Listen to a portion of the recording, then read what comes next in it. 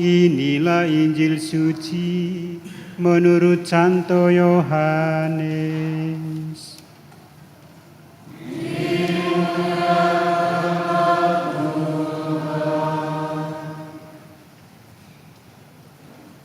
Dalam perjamuan malam terakhir, Yesus menengadah ke langit dan berdoa, "Bapa, telah tiba saatnya, muliakanlah putramu, supaya putramu memuliakan engkau. Sama seperti yang engkau telah memberikan kepadanya kuasa atas segala yang hidup. Demikian pula ia akan memberikan hidup yang kekal kepada semua yang telah engkau berikan kepadanya. Inilah hidup yang kekal, yaitu bahwa mereka mengenal engkau, satu-satunya Allah yang benar, dan mengenal Yesus Kristus yang telah engkau utus. Aku telah memuliakan engkau di bumi dengan menyelesaikan pekerjaan yang engkau berikan kepadaku untuk aku lakukan. Sekarang ya Bapa, muliakanlah aku di hadirat-Mu sendiri dengan kemuliaan yang aku miliki di hadirat-Mu sebelum dunia ada. Aku telah menyatakan nama-Mu kepada semua orang yang Engkau berikan kepadaku dari dunia. Mereka itu milik-Mu, dan Engkau telah memberikan mereka kepadaku, dan mereka telah menuruti firman-Mu. Sekarang mereka tahu bahwa semua yang Engkau berikan kepadaku itu berasal dari Engkau. Sebab segala firman yang Engkau sampaikan kepadaku telah aku sampaikan kepada mereka, dan mereka telah menerimanya. Mereka tahu benar-benar bahwa aku datang dari Engkau, dan mereka percaya bahwa Engkaulah yang telah mengutus aku. Aku berdoa untuk mereka, bukan untuk dunia aku berdoa, tetapi untuk mereka yang telah Engkau berikan kepadaku, sebab mereka adalah milik-Mu, dan segala milikku adalah milik-Mu, dan milik-Mu adalah milikku. Dan aku telah dimuliakan di dalam mereka. Aku tidak lagi ada di dalam dunia, tetapi mereka masih ada di dalam dunia. Aku datang kepadamu."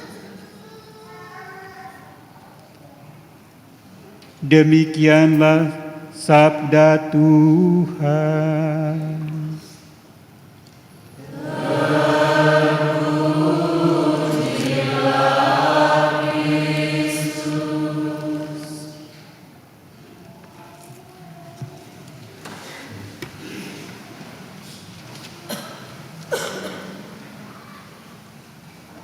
Bapak, Ibu, saudara-saudari yang dikasihi Tuhan,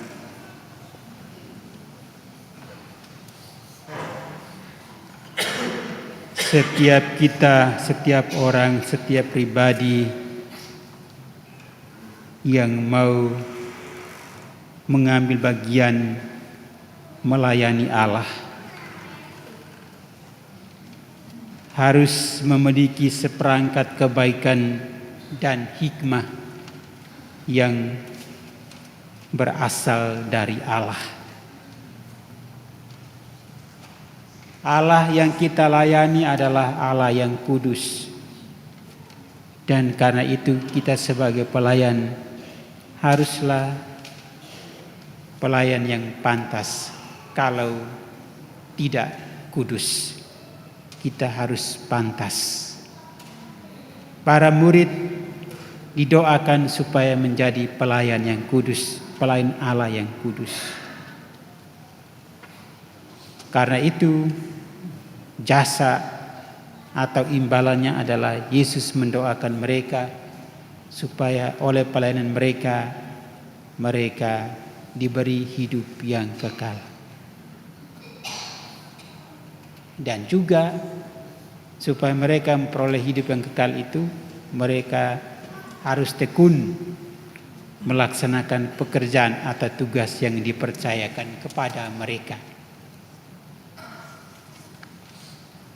Kita pun saling mendoakan dari waktu ke waktu supaya kita menjadi orang yang setia, tekun dengan tugas kita, apapun profesi kita, apa yang menjadi bagian yang harus kita pertanggungjawabkan dalam karya perutusan kita. Kita juga didoakan supaya melaksanakannya dengan baik dan tekun. Yesus adalah seorang pendoa dari waktu ke waktu, bahkan semalam suntuk dia berdoa. Ada begitu banyak doa yang Yesus doakan,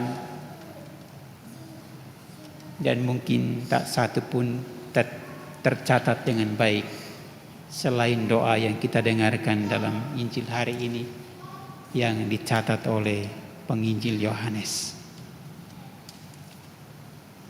Yesus berdoa kepada Allah Bapa,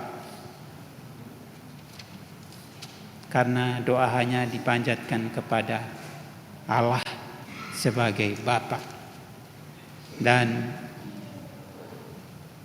ia juga berdoa kepada Allah Bapa supaya semua orang yang telah dipersatukan dengan dirinya menjadi milik Bapa, dan bersama dengan Yesus menyebut Allah sebagai Bapa. Doa permohonan Yesus adalah, permuliakanlah anakmu supaya anakmu mempermuliakan engkau.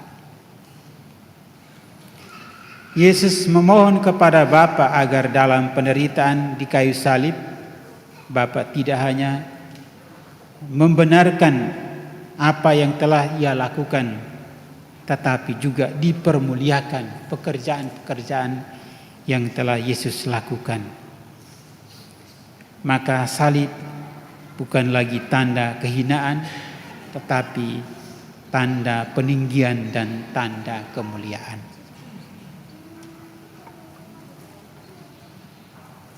Seringkali mungkin kita melihat pengalaman-pengalaman yang tidak baik, situasi-situasi yang tidak baik sebagai hidup, tanda hidup yang tidak diberkati. Tetapi jika kita melaksanakan apa yang merupakan tantangan dalam hidup kita, penderitaan salib yang harus kita pikul dalam hidup kita, ternyata semua derita itu menghantar kita pada kemuliaan. Kita baru akan menjadi sukses kalau kita memikul salib, kerja keras, tekun, serius, disiplin. Maka kemuliaan, kejayaan kita boleh dapat. Yesus berdoa agar setelah melucuti dirinya dari kemuliaan dan mengambil rupa manusia, dapat memperoleh kembali kemuliaannya itu. Dan Yesus juga berdoa agar mereka yang menjadi miliknya layak memperoleh kemuliaan abadi karena mengambil bagian dalam pekerjaan yang telah diselesaikannya. Doa Yesus menyatakan bahwa melalui kematian di kayu salib, Bapa bukan hanya menghapus aib salib, tetapi menjadikannya sebagai hikmah dan kuasa Allah bagi orang-orang yang diselamatkan. Dan karena itu di dalam Mazmur kita mendengar, Tuhan adalah cahaya dan keselamatanku. Tak ada sesuatu pun yang aku takuti. Tuhan adalah benteng hidupku. Tak ada sesuatu pun yang aku gentari. Bapak, Ibu, Saudara-saudari, para rasul adalah orang-orang yang telah dipanggil Yesus untuk belajar mengenal kehendak Allah dan diikut sertakan untuk mengerjakan karya Allah. Tetapi mereka setelah dididik, dibina Yesus selama paling kurang 3,5 tahun, mereka juga dilengkapi dengan roh, supaya mereka hidup dalam roh dan oleh bimbingan roh mereka juga dapat melaksanakan tugas-tugas yang dipercayakan atau apa yang ditugaskan kepada mereka diteruskan dan diselesaikan dengan baik. Maka orang-orang yang memelihara kesatuan roh oleh ikatan damai sejahtera adalah orang-orang yang dianggap paling pantas untuk menerima penghiburan dari roh. Dan karena itu mereka berdoa bersama. Itu karena kuasa roh Allah.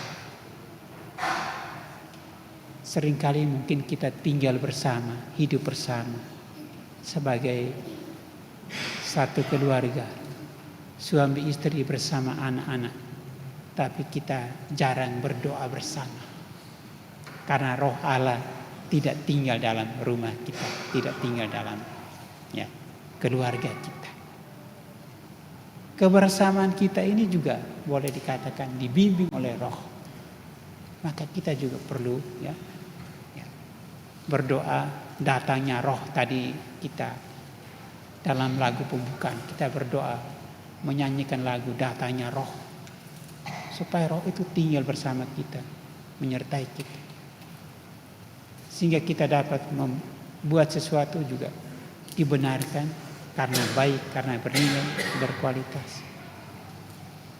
Terkait dengan roh inilah mungkin persis seperti yang dipesankan Paus kepada kita pada Minggu Komunikasi hari ini, yang dengan tema adalah menjaga suara dan wajah manusia.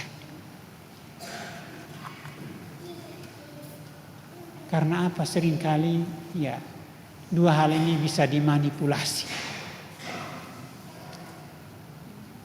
Ada istilah yang dipakai yang boleh dikatakan keren sekali, algoritme biokimia dan macam-macam algoritme bioetika, algoritme sosial. Mari kita periksa ini apa yang dipesankan Paus kepada kita, karena seringkali hidup di dalam dunia yang dikuasai oleh kecerdasan artifisial ini, artinya kecerdasan palsu, kecerdasan tiruan,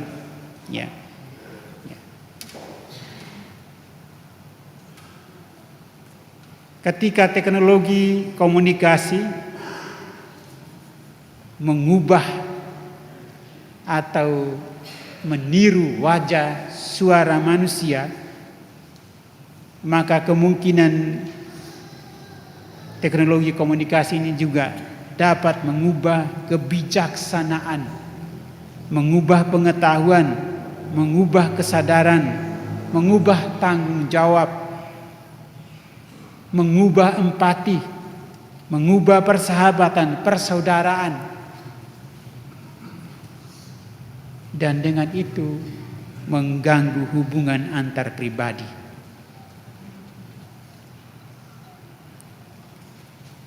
Hubungan antar pribadi tidak lagi berwajah manusiawi.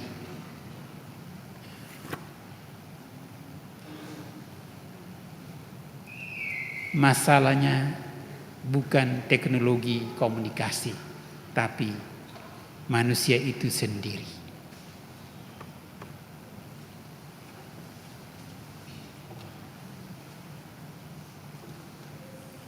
Banyak hal, algoritma artinya ukuran, takaran, atau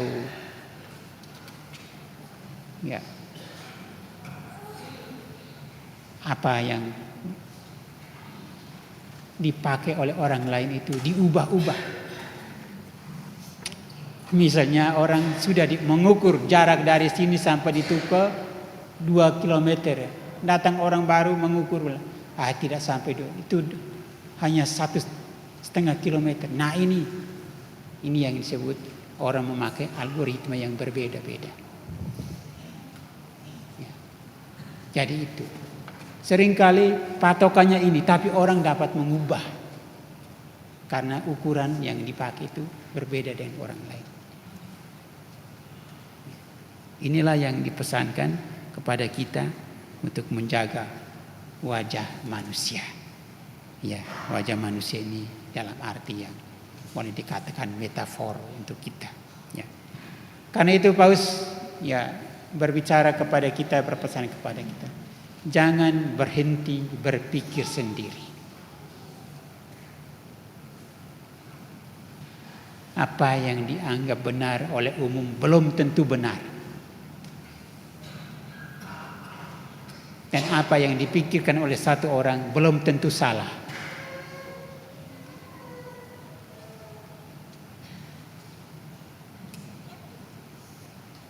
Algoritma sosial atau media sosial memaksa manusia untuk memberi respon lebih cepat, tanpa berpikir, tanpa merenung, dan ini melemahkan kemampuan berpikir kritis dari manusia, melemahkan kemampuan pendengaran manusia. Hasilnya akan memperbesar polarisasi dalam kehidupan bersama atau kehidupan bermasyarakat.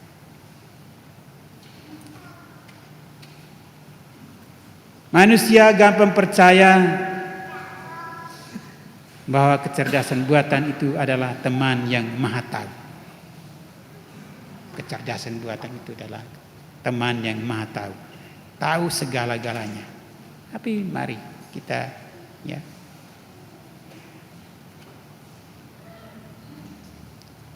lihat ya berapa titik buta yang harus kita lihat. Apa yang saya tahu mungkin orang lain tahu, tapi apa yang orang lain tahu belum tentu saya tahu, dan apa yang saya tahu belum tentu orang lain tahu, dan apa yang saya tidak tahu juga mungkin orang lain tidak tahu. Inilah beberapa titik buta yang perlu kita ya renungkan. Pepatah Latin yang mengatakan semua saya bisa lakukan, tapi semua yang bisa saya lakukan itu tidak semuanya diizinkan. Semuanya saya bisa lakukan, tapi tidak semua itu diizinkan atau dibolehkan.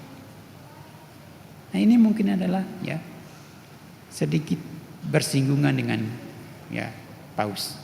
Kita mungkin bisa ngomong apa saja dari timur ke barat, utara, selatan, tapi tidak semua yang kita omong itu adalah dibolehkan, diizinkan. Kita boleh buat apa saja karena kita anggap mampu, tapi belum tentu yang kita buat itu dibolehkan, diizinkan. Ada privasi yang harus kita jaga sama kita, orang-orang di sekitar kita, yang tidak boleh kita ungkapkan, kita jaga. Nah, inilah yang namanya menjaga suara dan wajah manusia.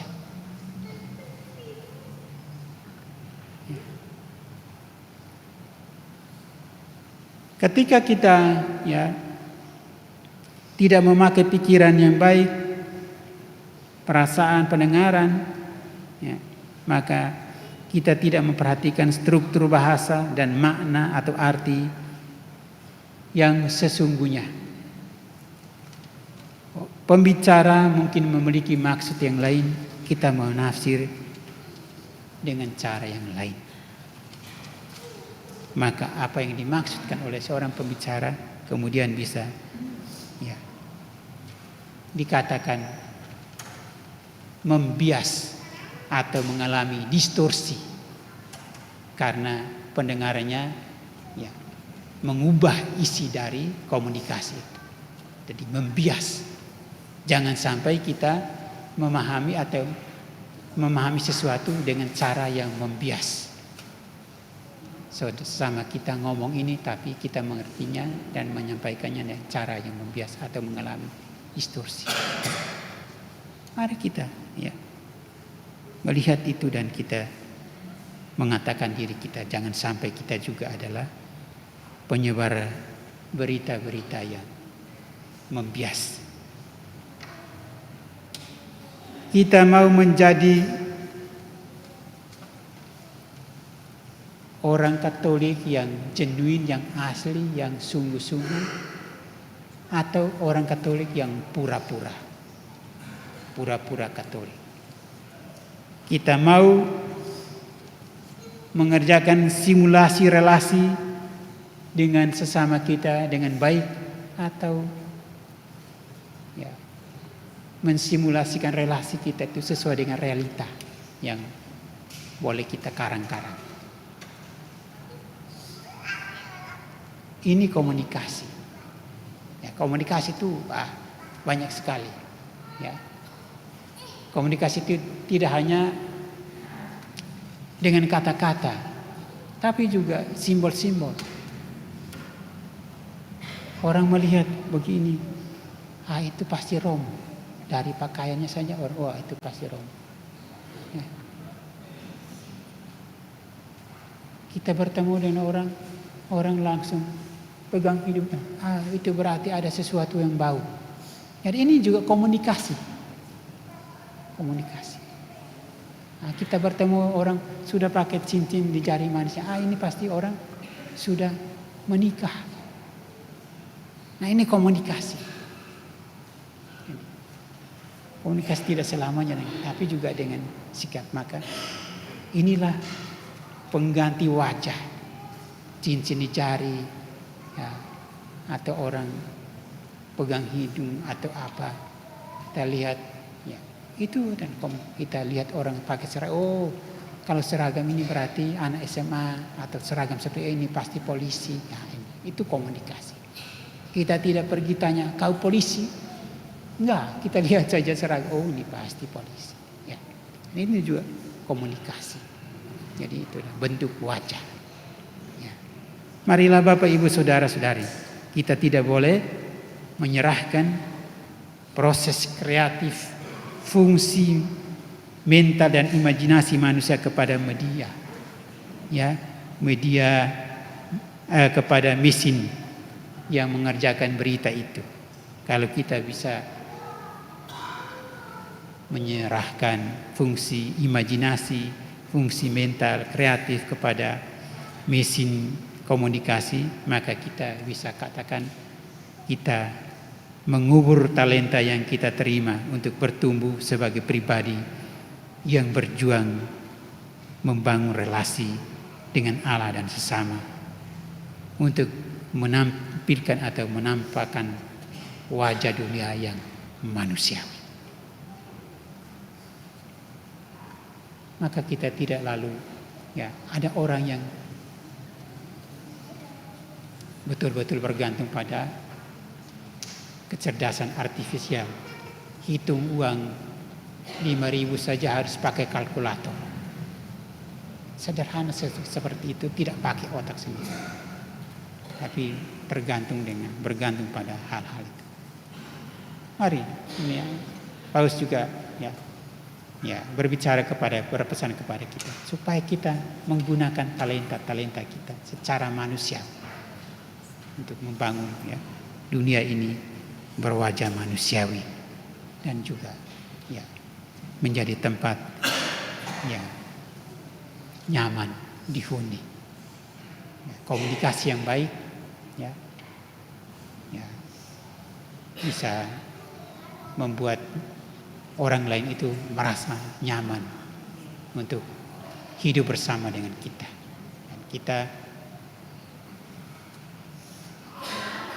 seringkali orang mengatakan begini, dari membaca orang menulis, dari menulis orang berkomunikasi, dan dari komunikasi orang membangun budaya, dan dari budaya yang dibangun lama-lama menjadi peradaban.